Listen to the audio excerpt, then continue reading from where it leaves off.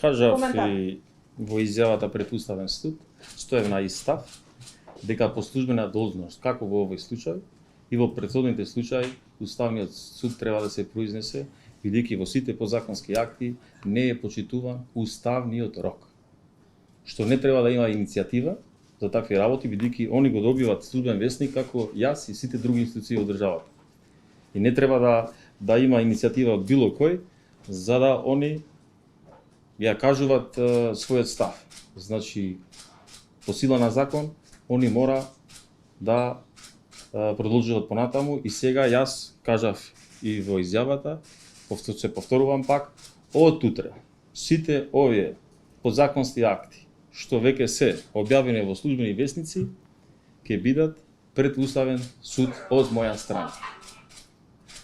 Јас имам уште едно, да, колку се вкупно вакви податок, колку се, и имајќи предвид дека сепак сте Министерство за правда, тука е легислативата, имате ли намера, не само во однос на рокот, туку и други правни акти кои што имаат вакви процесни забелешки да ги оспорувате пред Уставен суд, например законот за јазици беше со еден подпис даден во службен вестник. Дали, например, тој закон планирате да го оспорите? За тој закон и за законот, исто така за договор, пресуанскиот договор, веќе има иницијатива во Уставен суд и треба исто Уставниот суд да се произнесе, нема потреба за таква иницијатива од моја страна, а тоа што го кажав, ја повторувам, дека овие се последните 2-3 месеци, бидејќи јас ја добивав преку медиумите информацијата дека ќе имаме времена мерка од Уставен суд заради ова, иако јас очекував да има, заради непочитување на формален аспект, да имаше укинување на значи не треба да се купува време од страна на Уставен суд со времена мерка. Јас ја почитувам нивната одлука и најавувам дека ќе има значи нов целосен пречистен текст на опасството кој ќе биде пуштен деновиве за објавување, така да и времета мерка на Уставен суд ќе е понатаму како безпредметна.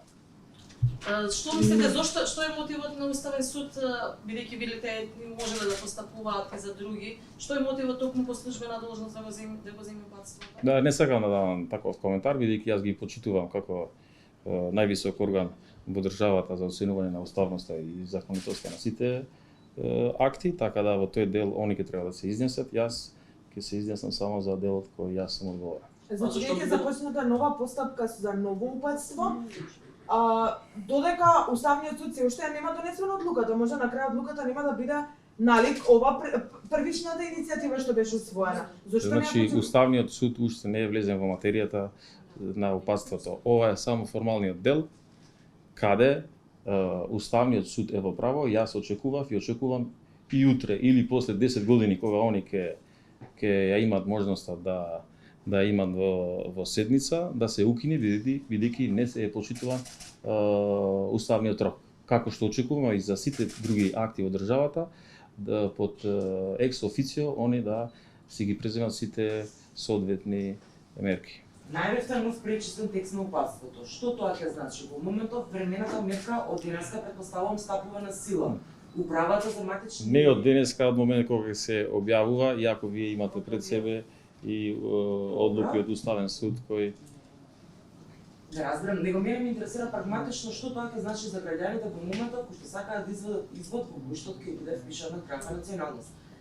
Со новиот пречистен текст ќе можат или нема да можат? Времената мерка е во сила малку тој момент да... Нема, значи, со преодни одредби во новото упатство, значи времената мерка на Уставен суд е безпредметна. Содржински билите дека нема да менувате во новото упатство? Не, да. не. Јас ја повикувам, значи, бидејќи има иницијатива од страна на една политичка партија како е Левица, и на ново упатство да се поднесе ова иницијатива и Уставниот суд ќе го каже својот став на седница каде сите ние ќе сме присутни.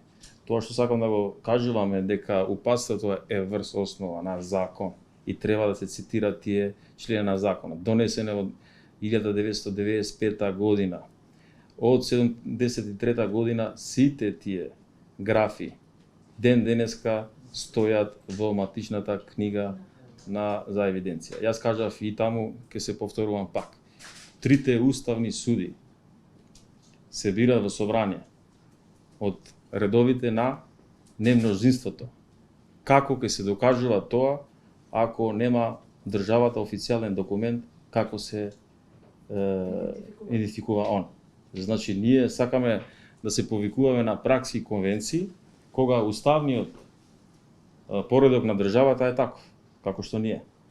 Значи, јас очекувам да Уставниот суд, ако сака да се произнесе за ова, што побрзо, да не се купува време. Ако е противуставно, тогаш се знае. Ние сите ќе ја почитуваме, затоа е логиката на постоењето на Уставниот суд.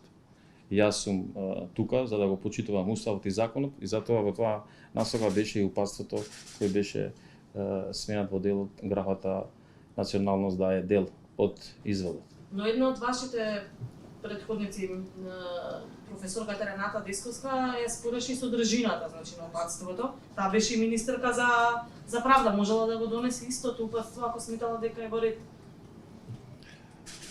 Професорката Рената може да дава какви изјави сака како професорка. Како министер јас кажав и преска дека е лош пример. Бидејќи она сама се назначуваше преку влада како член на Венецијанската комисија, иако во тој момент беше и подпредседател на партија, и децидно се кажува дека преку, значи, дека независно советодавно тело при Совет на Европа. Ако вие мислите дека подпредседател на партија ќе може да е независна институција, да е дел, кога во држава да ги има многу експерти и професори, тогаш не знам. И другото јас тоа го кажа и преска. Професорка по уставно право, додека е министер за правда, не дозволуваше или не прифаќаше или немаше храброст за уставните измени за Преспанскиот договор да поминуваат низ ова институција, туку за прв пат и преседан, бидејќи она се повикува на добри пракси и стандарди во Европа и во светот, за прв пат во историјата на ова држава, веруваме и во другите држави, сите тие уставни измени да одат преку Министерство за надворешни работи, кој за мене лично е голем срам.